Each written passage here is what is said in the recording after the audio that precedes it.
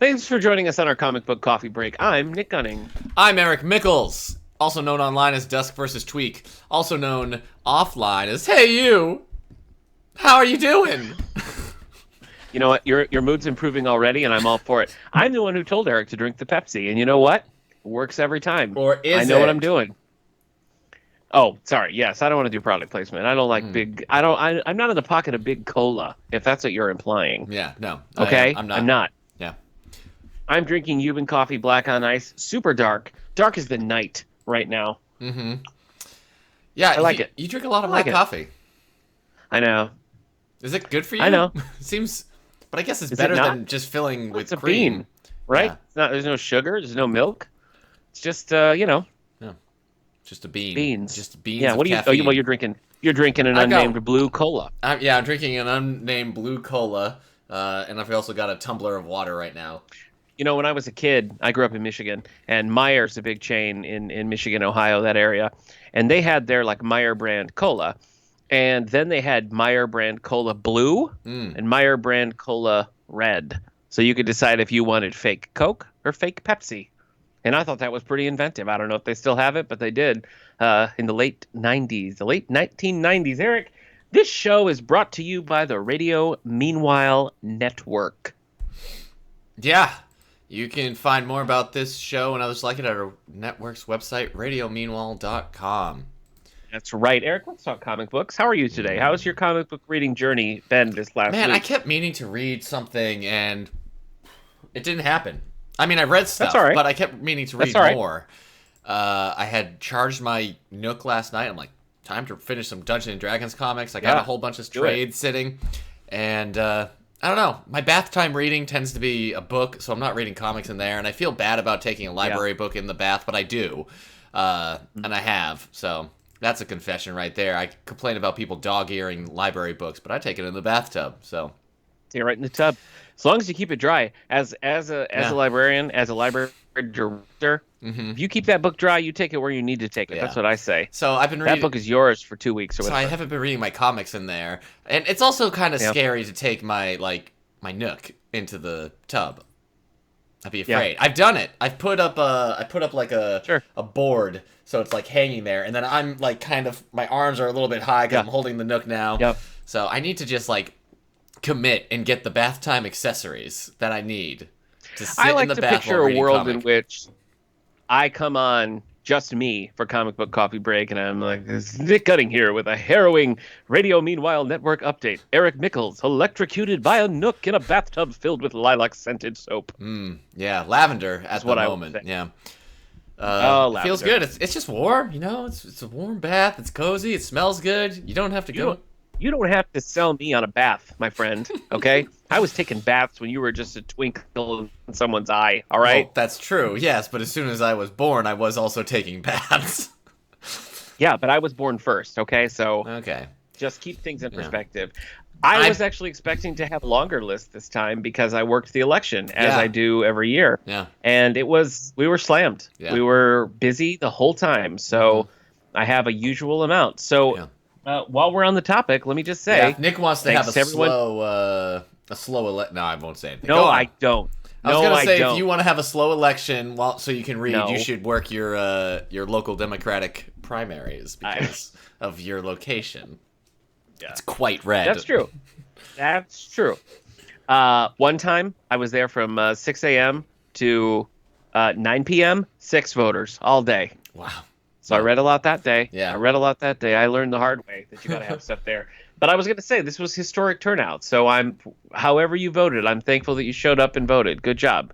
Good job, everyone. I tell you, I read a lot of Marvel that I didn't like, and that is I you read hate to hear Spider- that. You know, Spider we're Island. not going to talk about that. We don't want to hear that, Nick. Only talk about the things you liked. Huh. All right. No, you read. You No, said a whole bunch of Spider Island. I did. I read like the main story. I read like the Spider Island companion, and I read some stuff leading up to it. I read like many issues here. I think you. This story, read... I just whatever. You know, I whatevered it. I Is think the you bottom read line. more than Do you me. like this? I only read Spider Island. Gosh, you know, I don't even know what I read. I must have just read Spider Island. I don't think I read like any auxiliary titles because I was reading these on the trades from the libraries. So I Okay. didn't have like the app with me to be like, oh, Yeah. what happened here? So, do I like this? I don't remember what I gave this. I think I was excited to get to it because I was like, oh, it's gonna be a fun big spider event, and then you get to it and it's like, oh, this is a cluttered mess. It is a cluttered mess. It's just sloppy. It's just a million people have spider powers and they just barrel through stories. I mean, typically the side books don't really add anything. I read it because it was some other characters. Like there was a Spider Woman, and I just read classic Spider Woman. There was some Aranya had her own thing. Cloak and Dagger had their own thing. Shang-Chi. So it's a lot of people that I've been reading in other contexts, and I thought, yeah, let's do it. Didn't add anything. I did kind of like the Spider Woman side story, and that was cool because it was a team up with her and Thing. And having just read the origins of Spider Woman, that's how it all started. Is this a team up with her and Thing. So I like seeing that, and that was actually written by our pal Fred Van Lente. So that was nice. Fred Van Lente. I'm fully aware. Thank you. Oh, you know what? I guess I liked it. I gave it 4 stars. Wow. Yeah, can't tell you why. You just said it was a sloppy mess, so I don't know. Yeah, read it in 2013. Listen, I read it October 2013. I don't know. Can't tell you. I think the thing is I tend to like a more solitary Spider-Man. Mm-hmm. Kind of like Spider-Man doing his own thing. And this is like a very much felt sort of like the CW Spider-Man where like everybody is a big giant team and I'm Is just this the stuff not that has super into it. the passing of the torch for like Madam Web? Yes, there's Madam Web stuff in there. Yep. Yeah, all right. I remember liking some of that stuff. Okay. So the Jackal's here. It's kind of like cloning. Everybody becomes a Spider-Man, and Peter's all like, "I'm Peter Parker. We got to work together. Mm-hmm. If you mess with one of us, you mess with all of us. You're gonna." This is New York. Yeah. Coincidentally, my son and I usually watch the Disney Spider-Man animated series together, and we just happened to there's a 4-part adaptation of Spider Island.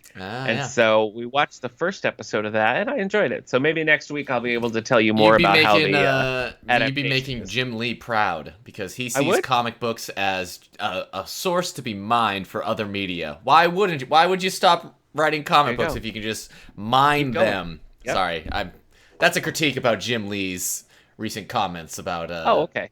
All right. DC not doing comics. It was kind of obnoxious. Huh. Well, thanks for letting me know. All right. So, yeah, I saw your 2-star review of the Compendium as well. The Compendium? The Spider Island Companion? Oh, the Companion was like nothing. Yeah. I definitely wouldn't read that. The only one that I really liked, like I said, was the Spider Woman, just because it took some care to connect back to the origin, and I thought that was a nice touch. But yeah, I mean, it's harmless. It's not like I hated it. It's not like it does anything really bad. Kane's there. I remember liking Kane. Yeah. In fact, Kane is the Scarlet Spider that I read all those moons ago.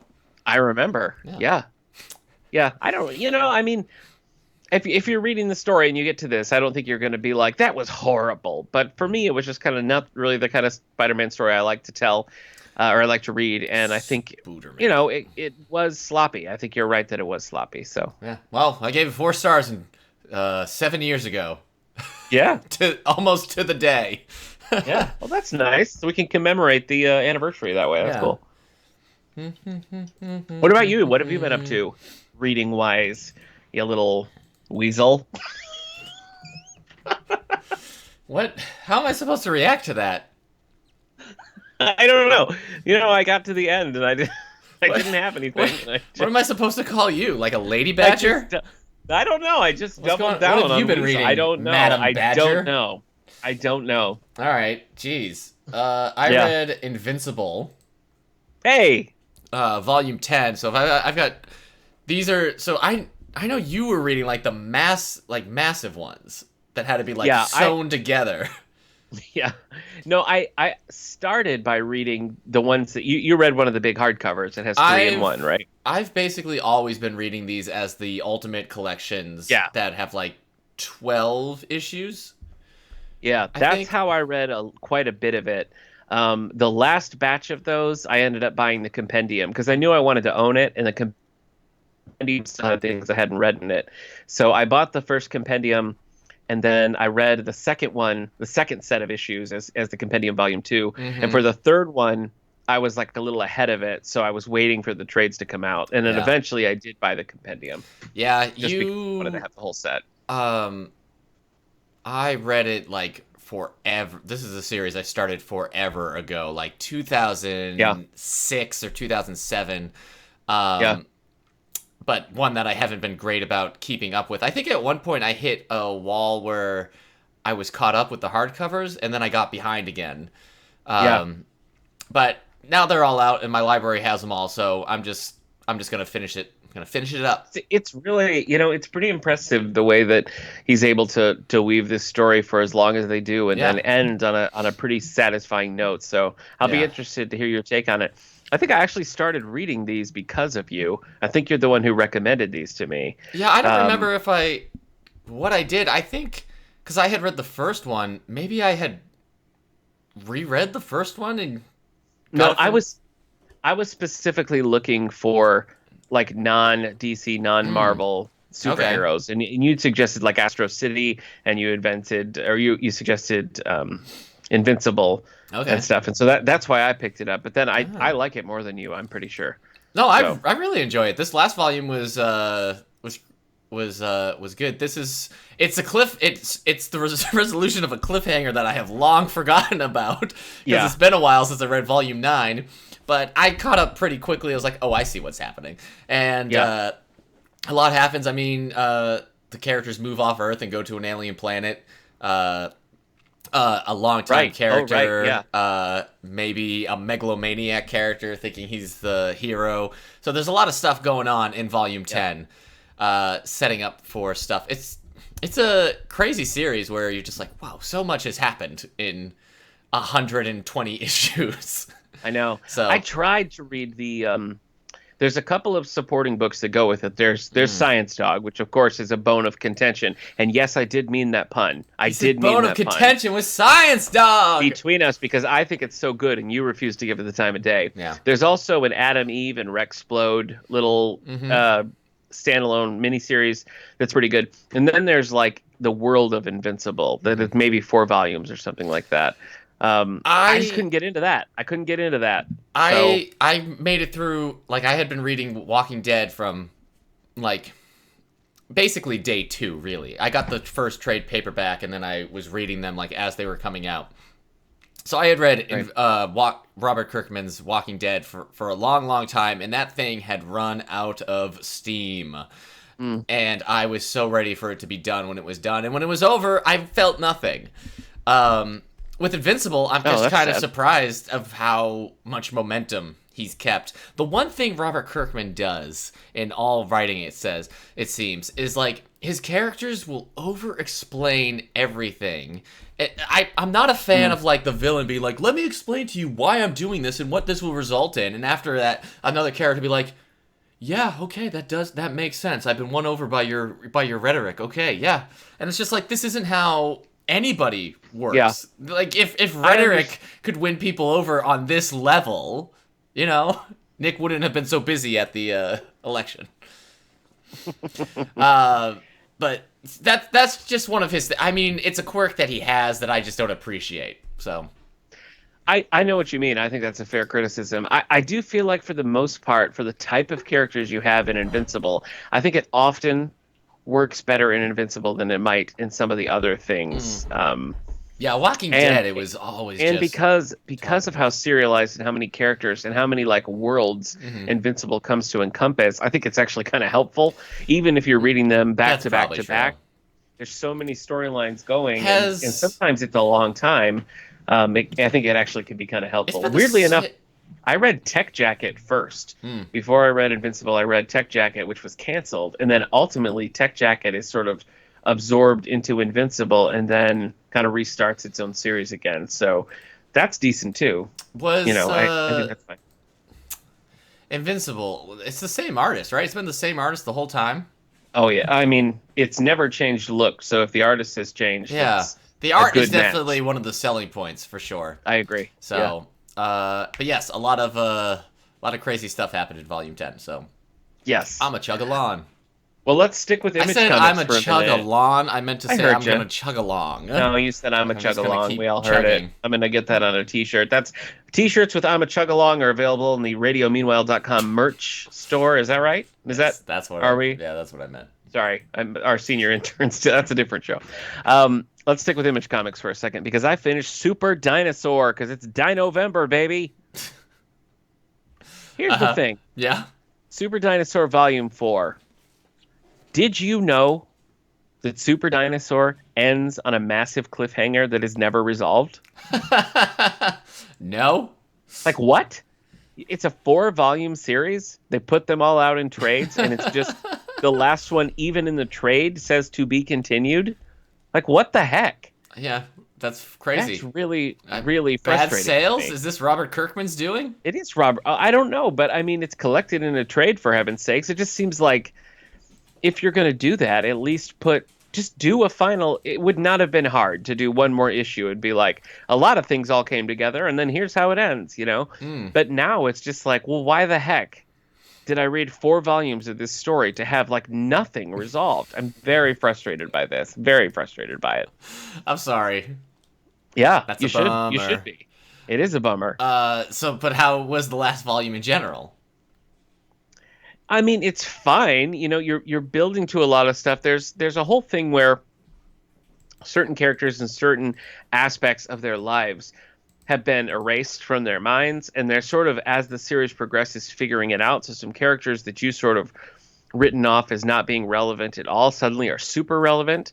So I don't want to give it away, but that stuff is a little resolved. But the overall, like this whole dynamic between the family and Super Dinosaur in the interior world and the people sort of trying to take advantage of all that, it's not resolved. So, I mean, I don't think I would recommend this series, even to like a kid, because it doesn't go anywhere. Right. It's really not an episodic kind of book. It's not like each issue has an ongoing thing, but stands alone. No, it doesn't stand alone. So to not resolve it is really just like thanks for buying 4 volumes.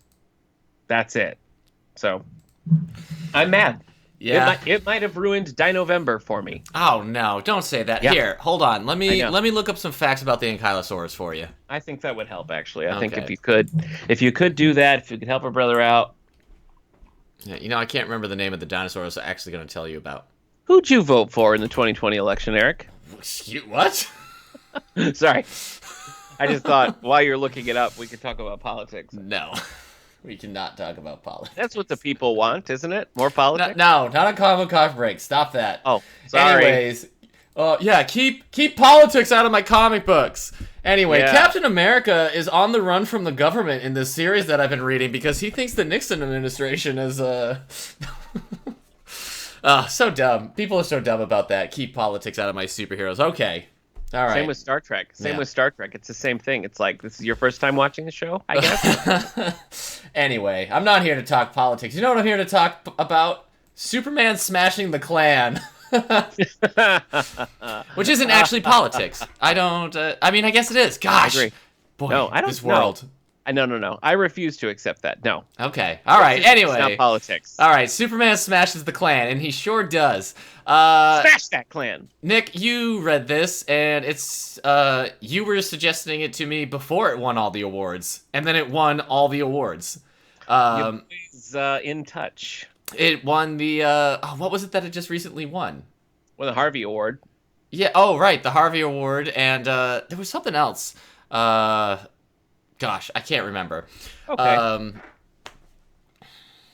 Anyway, Superman. Superman smashes the Klan. Yeah. Which is Jean last Louis time we Yang, talked who won twice this year because he also won the for hoop. What is it called? Dragon Hoops. Yeah. Which I have. I took that to the election. That was going to be one of my election day readings, and I didn't get to it. Yeah. But I'm still going to. Had written American-born Chinese. Primarily writes, I wouldn't even say like teen graphic novels. They tend to be written for a younger audience than like the young adult teen age. I think he has a few stuff that can be moved over. I think even Dragon Hoops might be a little older. I mean, it's it's a graphic novel, but it's huge. I mean, it's Yeah. like full novel size. It's Yeah. Pillars of Earth size.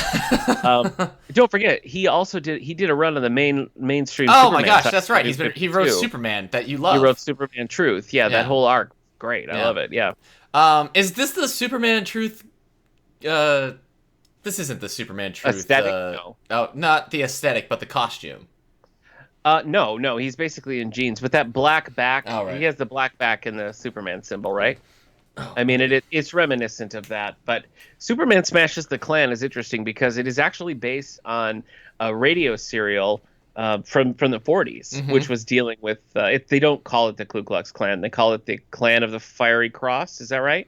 yes. Is that So what did they keep calling it that in this, or did they just straight up be like, no, it's the Ku Klux Klan? no, they don't say Ku Klux Klan. They say Oh. Klan of the Cross. Well, I Yeah. must have skimmed over that because I was just Well, like, wow. I mean, yeah. it's so thinly veiled, Yeah. like it's there's no point. But I'm just impressed with this adaptation, but I'm even more impressed that this was something that was on the radio in the 1940s. Yeah, I mean, I think that's that's shocking. bold. Pretty bold. Yes, I'm sure there was But hate anyway. mail and everything sent at the people doing the radio show. But yeah, it's fun. The art Probably is calls. I don't think that kind of person writes a lot of letters, but phone calls definitely. I can't. Maybe I can't. To the person who did that Superman show, I did all this and Yeah. what did. Superman smashes the Klan. The art's fun. It's just a really well done love it. story of this family moving to Metropolis. They're moving out of Chinatown into Metropolis proper, or Yes. like the suburbs, and they are not welcomed by certain people, by the racists of the town, and they experience the effects of the Klan that are in that local Klan. And Superman happens to be around at that point, and starts kind of becoming involved in that situation. He is not about it. He's not about it at Yeah. all. And so it's kind of telling an origin of Kryptonite, and also Superman coming to terms with the fact that he's an alien, and that if people find out he's an alien, maybe they wouldn't be so keen on Superman. Right. The Klan turns out to be working with like this kind of like sci-fi villain, but then it turns out that Which is very 1940s. That Yes. villain is very much a 1940s serial but he's villain. also taken care. He's not the main villain. It ends up that the like head of the Klan, like the person in charge of the racism, stays the villain. So it's not one of those things where it's like, oh, racist. It's not really racism Yeah. in this. It's actually just a super villain. It's unflinching is what I would say. This isn't just like a supervillain. Like the villain is trying to use the Klan and isn't racist, but then like it shows you, oh, like if you give these crazy bigots an inch, all of a sudden you've got a monster you can't control. Anyways, it's very satisfying to have Superman punch them. Yes. Agreed. So that's good. And yeah, it's also just like Superman being like, listen, I'm an alien. I thought, I'm not from here. I'm here. I'm going to use my powers and for good, and you can accept me. The characters are good. This is something that you get it in like it almost reminds me a little bit of the Marvel Digest that came in the early aughts in terms of its formatting. I hope that this kind of gets a more prestige format down the line, especially now that it's won awards and stuff. I hope DC puts out like a really nice... Yeah, I could see a fancy hardcover. Like a larger, because it's smaller, so I want like a larger... Well, it's really in line with a lot of the other ones that I'd been reading recently, with like the Zatanna, or the Oracle Code, or it's Shadow of the definitely Batgirl. like the It's printing that is size. definitely like a younger kid is going to pick this up if he liked Batman Overdrive, he'll pick up Superman Smashes the Klan. But this is one that I definitely would like to see with a larger printing. So I think it's also you can tell that the artist was a Fleischer fan too, because it's got that Max Fleischer kind of vibe to it, which is nice. It's kind of reappropriating like the Fleischer vibe with Exactly. taking out the racism of the old Fleischer cartoons. Yeah. So by including an Asian family, because that was I was definitely- gonna say it's very racist towards Asians in the Max Fleischer cartoons. Yeah, So. yeah, 40s, right? Yeah. So, but yes, Superman Smashes the Klan. It's good, and Nick was on I agree. it. I was. So I saw a tweet where it had won an award, and somebody's like, also maybe one of the best Superman stories of all time. It's true. It's Yeah. true. It's really, just one of those timeless ones because it's set in the 40s. It's not set during I don't now, think right? they ever. No, it's not now. I mean, I don't think they ever really expressly say this is the 40s, but that's definitely the aesthetic. Yeah. So it has that kind of. I think they do say a time though. I think there's a date. Do they? Like Metropolis Oh, okay. this time. I could be wrong, but I think that's kind of. I think that's good that it has that timelessness as well. So yes, if they put this All right. out on like a more heart, it'd be one I'd get and like add to my I Superman agree. collection. Yeah, I'd like to have that too. So I've been reading. I'm gonna finish up my Marvel reading here because I've been reading New Avengers, and I just talked about that the more recent Luke Cage, and I've been irritated with the whole Luke Cage Jessica Jones are like in a bad sitcom marriage kind of relationship, and I wanted to go back and read some classic Luke Cage just to see how I want to go out with Iron Fist. Jessica. pretty much. But I'd never read like the classic like 70s Luke Cage before. So I read Marvel Masterworks Luke Cage Hero for Hire Volume 1, written primarily by our friend Steve Englehart. So you can listen to our interviews with Steve Englehart either on the All the Book Show or right here on the Radio Meanwhile Network and previously on X-Men. 70s. But, yeah. But this is it's pretty solid actually. I don't know what issues are included in this. I mean, it's Luke Cage Hero for Hire. It's the full 16 issues. Oh wow! Of the original series, yeah. Because there's other volumes of the Masterworks, so they just have put the okay. So that means the Doom issue where like Luke Cage gets stiffed out a couple $100 and invades Latveria, and it's like, where's my money? Exactly. Such a ridiculous story, but I think after this it switches to like Power Man and Iron Fist. Yeah. Yep. But this is the 16 issues that got it rolling. Yeah. There's also, I sent you a text of this because there's a pretty classic little inside joke about Shazam in there where Luke Cage is like, well, I've got these powers. I should have some kind of costume. And somebody's like, what about this? The original owner's not using this anymore. Some lawsuit. And it's a Shazam suit. And he's like, no, pass. And he finds like the Luke Cage wardrobe. Yeah. But I mean, that cracked me up. As a Shazam fan and just as a comic book fan, I always like catching those little inside jokes there. But if you haven't read it, I feel like this holds up pretty well. I mean, anytime you have a fully white creative team writing a black character in the 70s, you're going to run into some issues, and I think it's unavoidable. I mean, how many times can you write Jive Turkey before you realize maybe we need to make some adjustments here? But with the grain of salt, I think this Luke Cage Hero for Hire series holds up pretty well. It looks cool. It's very readable. When we interviewed Englehart, talking a little bit about his writing process, so we were talking primarily about Batman and Green Lantern. But his approach is much, much closer, I feel, to how a novelist would approach these kind of stories. And that is very clear in Luke Cage here, because it really, to me, felt more like I was reading like a Lawrence Block style mystery. It had that kind of vibe to it, which I appreciated as a fan of those kind of novels anyway. But you definitely could see Englehart's sensibilities in there. And so I think as a fan of his writing, I particularly enjoyed it. So it was a fun run. Okay. Are you going to read I don't know what the other collections collect then.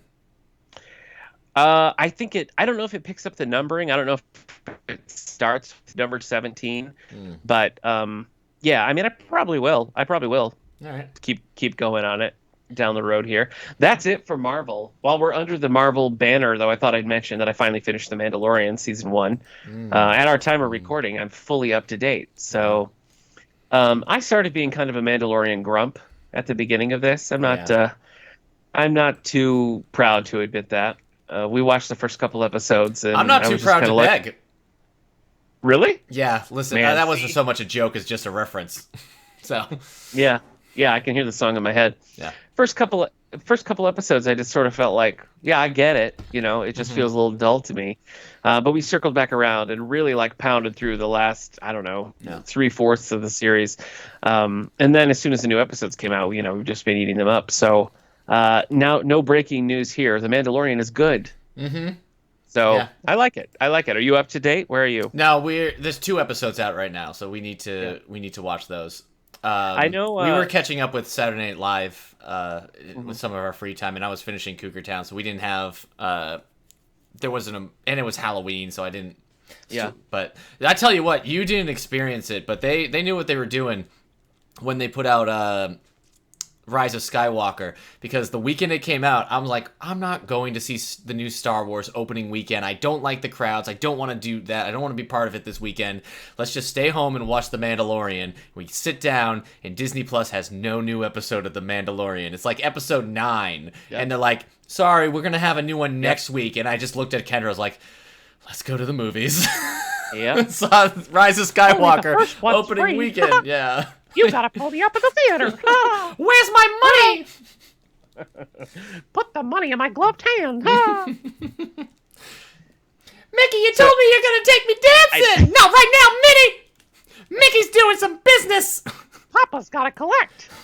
Oh boy, the cash is rolling in. I know that modern day Star Wars has caused you a lot of heartache. Yeah. How do you feel about The Mandalorian? Are you Not yes, no. It's just you don't. Yes, modern day Star Wars has cost. You know what? I'm not gonna. It's not the time or the place. Okay, well, I like how The do you feel about Mandalorian. The Mandalorian? I like The Mandalorian for the most part, but I was more into it when it was a kind of Western bounty hunter show, and less when it was into a my two dads kind of situation. So, like, I don't know. Yeah, 3 Men and a Baby is fun, but I don't necessarily need to watch a whole series about it. But I still like it. It's just there are times I'm like, oh, we're following, like, I don't know. A lone wolf and cub situation. It wasn't because they had to hide that element so there would be a twist at the end of the first episode. I felt like what I was getting excited for is not the show that actually happened at the end. okay? So I thought we were just going to be following a guy just trying to make a living in the Empire. And the will rebellion. say when they in the episode in season 1 where you finally see him without the mask, I was like, put it back on, we're fine. Put that mask back on. Yeah, you Put just that realize mask there's back no on. ventilation in the helmet, and it's just a sweaty mess. Yeah. So Yeah, I was like, you're right. The mystery was better. Pedro it for Pascal's he's pretty good though. He's good. Yeah. Someday maybe we'll see him in Wonder Woman 1984 if we're ever allowed. Oh my word. Yeah, remember that? Oh, Yeah. Anyway, what Not else really. have you read? Me? Yeah. Oh, okay. Well, moving over to DC for a minute. I had high hopes for reading a lot at the election, as I said, but the only thing that I really was able to do start to finish was Primer by Jennifer Muro and Thomas Krajewski, art by Greta Lusky. I don't know anything about this. Okay. Well, this is another in that line of DC graphic novels aimed towards a younger crowd, like not even teen, I would say, like the 8 to 12 range.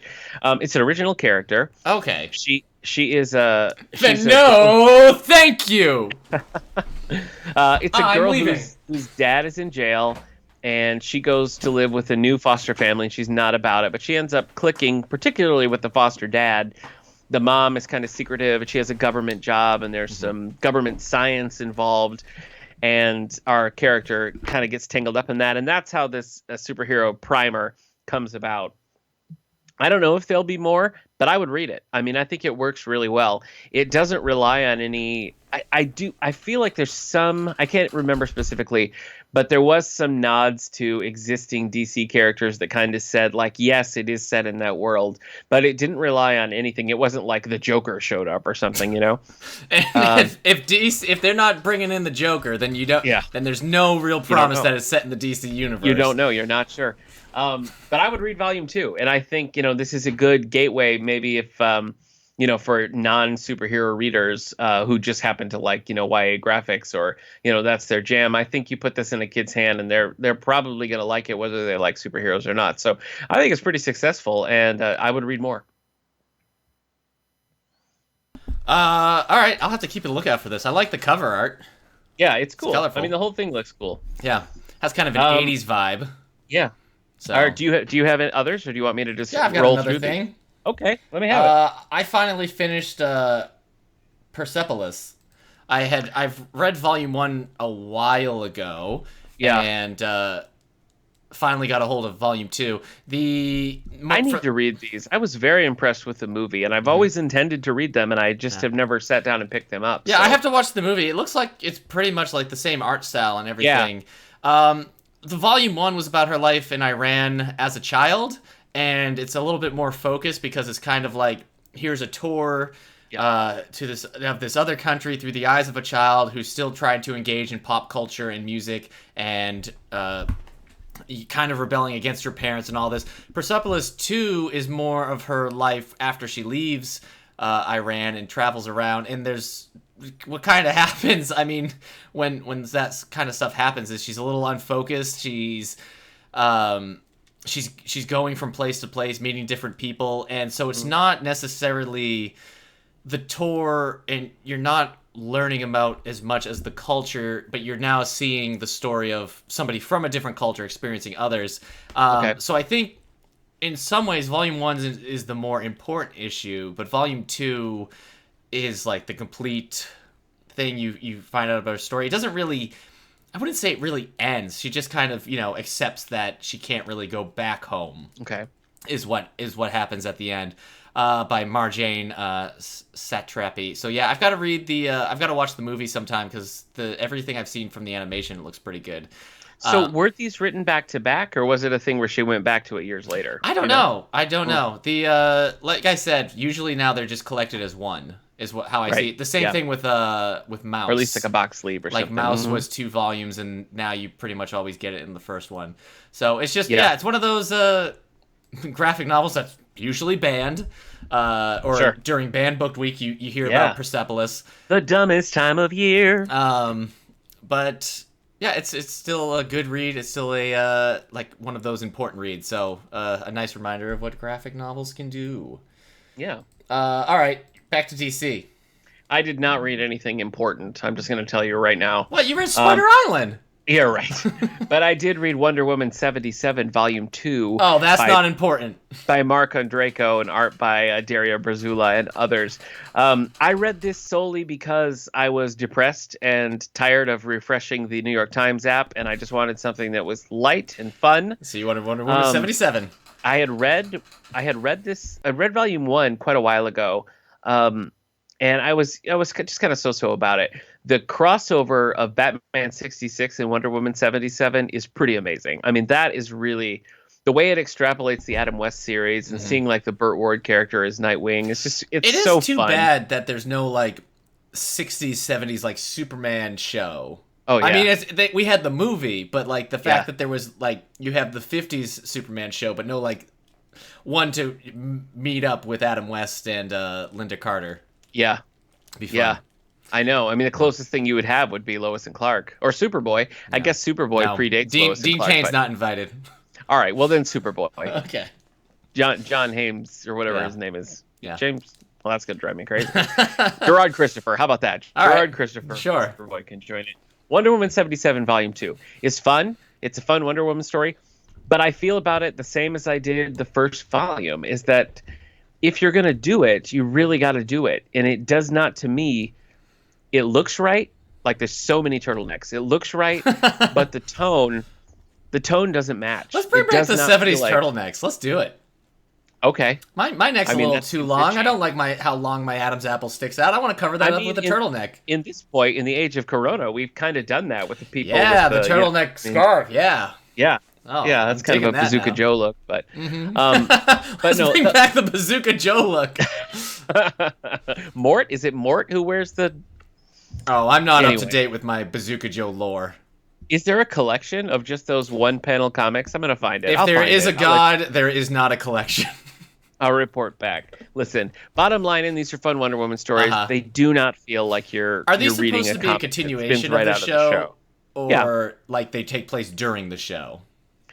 I don't know how intense the continuity was for the Linda Hamilton. It's not super intense, and by the end of the show, Steve Trevor was kind of phasing out, and he's a very major part of these. So I don't know that they ever really say one way or another. But to me, they're just not close enough.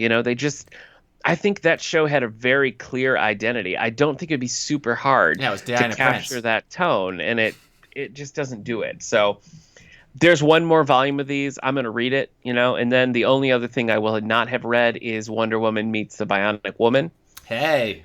Which is weirdly, it's not on the app. I don't know if because of the Bionic Woman it's not, but yeah.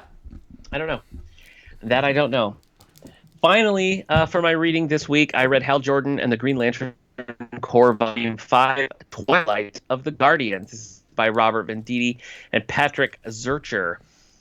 This was pretty fun. And wait, who am I looking at on the cover? Is that Sinestro or Hector? Hector Hammond. I don't think Sinestro's in it, but Hector Hammond is in it. All right, that's him on the cover then. He's a great design. I love Hector Hammond. They should put him in the movies. Oh my gosh, I know. I despise looking at Hector Hammond, but this was fun because it felt more like an 80s kind of throwback in a good way. It starts with a team up with Superman and Hal, which actually picks up from a Superman Sinestro fight in the Superman book. And so they have this little team up, which is pretty cool. It's a parallax story, and I think it works pretty well. The second one is another thing where, like, are the Guardians good? Are the Guardians bad? And that's so been done to death, but they didn't really, like, they knew what they were doing. Like, tonally, I think it just worked to sort of be like, yeah, we're doing one of those stories. And it was a team up of Hal, Jon Stewart, Kyle Rayner, and Guy Gardner. And I honestly don't know that I've read another that is just the four main Lanterns teaming up with a Guardian story. So it was cool. I liked it. Okay. It was simple in that regard, but sometimes Green Lantern can get super sloppy, and this was just that. It was just a fun throwback kind of adventure story where you have like the four primaries just teaming up, going and fighting some villains who are trying to kidnap the Guardians. And finally, we get the Guardians sort of back in their traditional roles. So it was fun. I liked it. So I had a what good is time that, with it. like super evil? No, they're back to they're back to the 80s look, and they're back to like we're the benevolent Guardians again, which it's been a minute since we've done that. It's been a long Jeff Johns minute. It's been 1 week. Yeah. Yeah, Jeff Johns is like, yeah. That was a thing though in like everything, in like all series, like Professor Xavier, evil. The Guardians of Oa, evil. I can't think of anyone else. Well, Smallville. I mean, Smallville did that with Jor-El, where Jor-El is basically like the villain of that series. Yeah, it just seemed if there was an authority figure in the comics, then they had. But you know what? Art imitates life. What else have you read?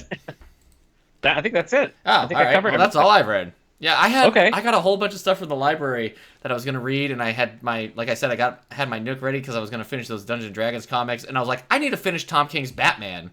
I gotta do that, and I just didn't. Didn't do it. Do you have? Speaking of Batman, do you have a Batman you'd share with us this week? I just got my Batman action figure. Let me see him. Is that the one you won at the ALA conference? Yeah, it is. Yeah, the one that I think I picked, and I think another person also wanted it, and I closed off my heart, and I was like, I'm taking it. Do you remember? So Eric and I were at the American Library Association conference in Seattle, and the DC panel. It was like a quiz afterwards, and the questions were like insanely simple. Do you remember what the question was that you answered to win it? It was probably like, who is Batman's villain that dresses like a cat? And I was like, it's a Catwoman! I don't remember what. I think it was something new. I think it had something new to do with like a new character, or maybe it was like the Dark Knight Return. It was not a hard one. Yeah, I did not stretch. I answered a Superman question about like what of his famous powers came later, and it was flight. How he didn't start with flight, and I had a tough choice ahead of me because there was an Aquaman that was very cool, but I just couldn't pass up the Superman. So I got a Superman ring bearer uses the color green as a weapon. That's what the questions were like. Yeah. No, I had to settle on that classic Superman, and for my quarter bin today, I have a classic Superman adventure. Are you ready? Yeah.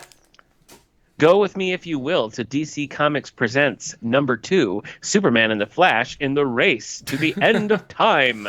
Yeah, that wasn't hard to find. This is a real journey. This is a real journey. This was just issue 2. Issue 2, yep. So we're just dropped right into the middle of this brawl between the Flash and Zoom. And, like, Superman is weirdly watching from behind. I don't know if this is carrying over from number one. I didn't think DC Comics Presents was a serialized book, but maybe it was, because you get no context in this. There's not really a previously on. So we're dropped into this situation. Finally, when they get a little bit of space, Superman and Flash are together, and it turns out they're at odds because Flash is on a mission for the Zelkot, and Superman is working with a Volcair, and those two have conflicting goals, right? I don't know who any of these people are. I don't know who they are, but you learn from context clues that they come from some similar ancestral root, but they have been at war for millennia.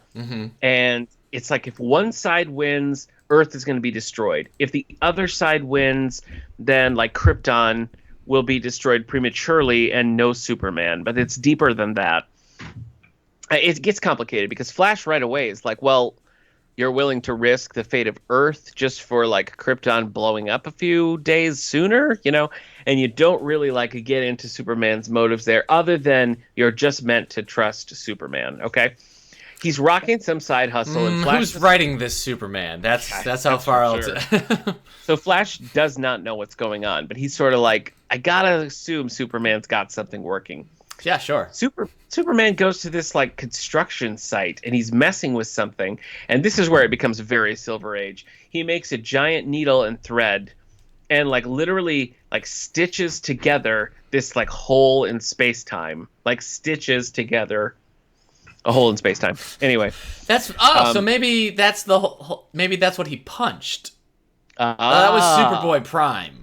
Yeah, that was different. Superboy Prime. Yeah, so he stitched that hole, and Superman Prime was just hanging out. I was like, wait a second, this has been sewed together. I'm getting out of here.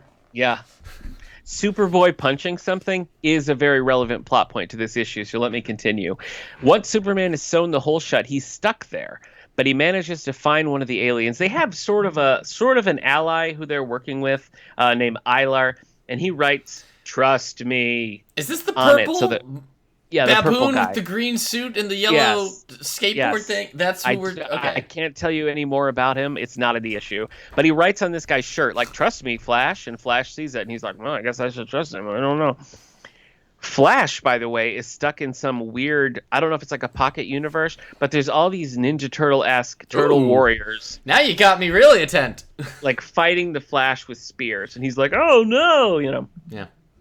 Superman, stuck in the future, makes his way to the Legion of Superheroes, and he runs into his younger self, Superboy, during a time when young Clark is in the future. So this is like adult Superman Clark in the future running into young Superboy Clark, who's from adult Superman's past, and they run into each other, right?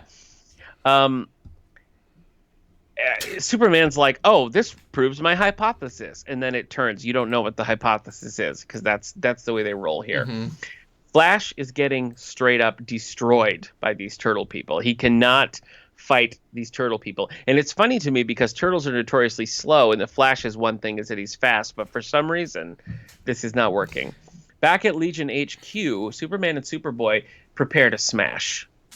They decided the only way, you heard me, the only way. Explain. The only way for them to get back to their own times is for them to just smash into each other full force.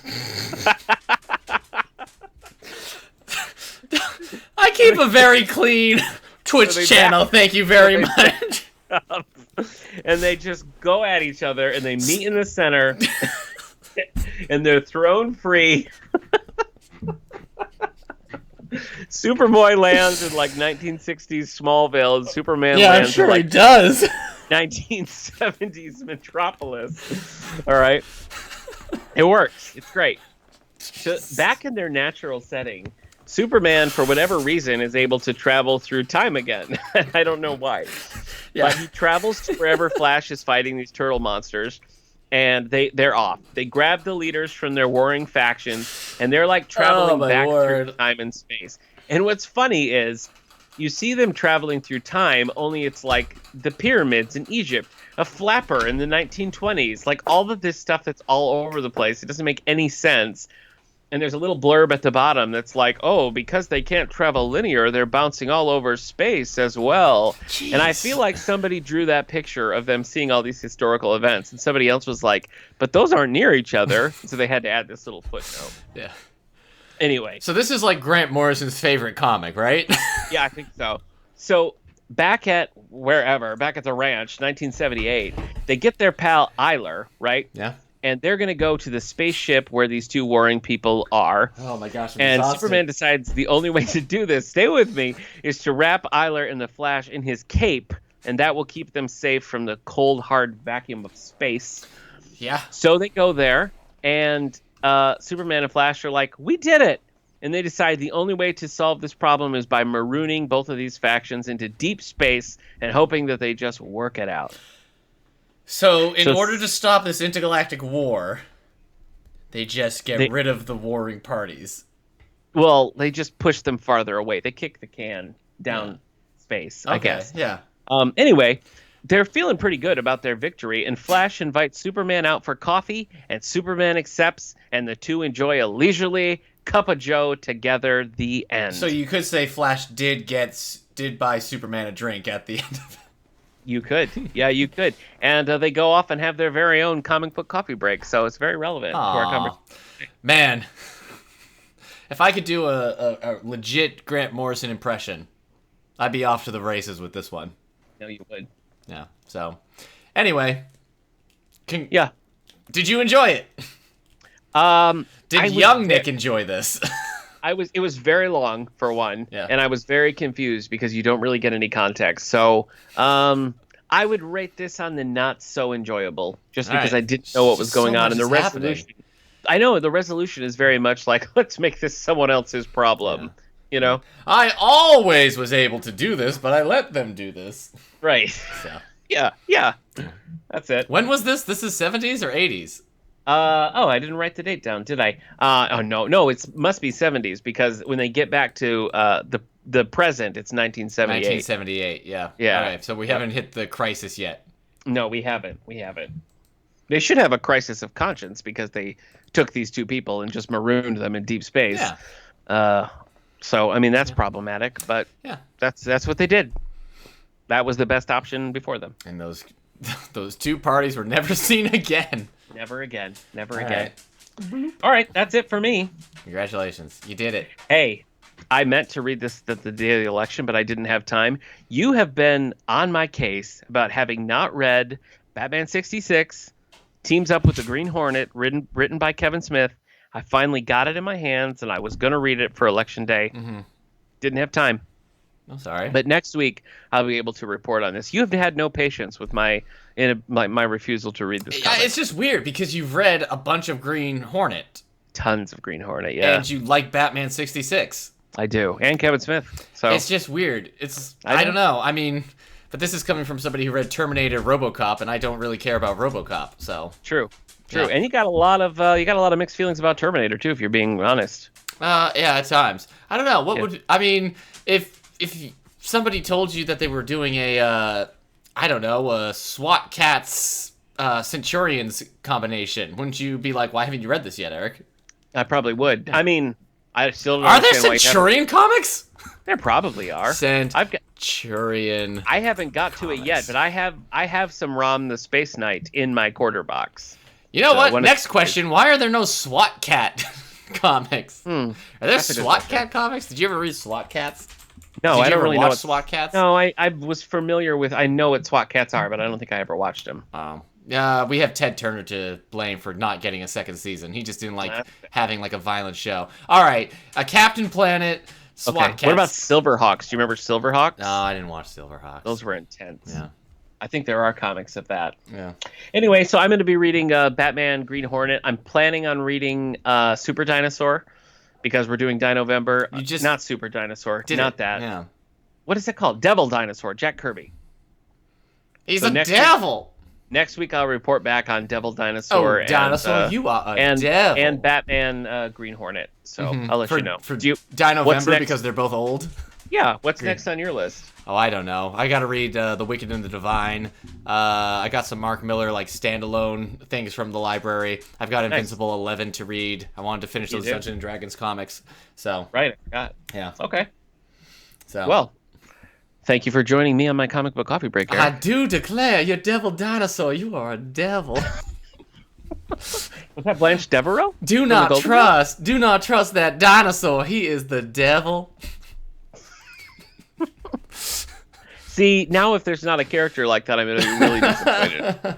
You That's the cannot thing. trust him on a date. He has little hands, but he is all little hands, if you know what I mean. So, Yeah. I hope he's there. I'd like to see this character. Blair, come on out, Blair. No, you devil. The unmitigated gall of this. I am a devil dinosaur, and I am a gentleman. Oh, And boy. scene. Yeah, and scene. Devil Dinosaur. Get out All of right. here, Rex. Is Rex a southern name? Like, do you find a lot of like southern that's gentlemen good. named That Rex? actually That worked really well. Yeah. So, yeah, you're firing on all cylinders tonight. Rex LeBeau. All right, I'm writing this down. Rex LeBeau. Do it. Get it down. You got to write it down when inspiration strikes. All right, that was Comic Book Coffee Break. Nick read some comics. Sure was. I read some comic books. That's how it works. And we drank coffee. One of us did. Well, I drank Pepsi. It's got a, you know. We both had dark caffeine-infused liquid. Yeah.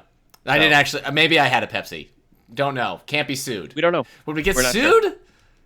I don't think so. I I think paid it'd just for be it. like free commercial. No, you I know? don't think that's how it works.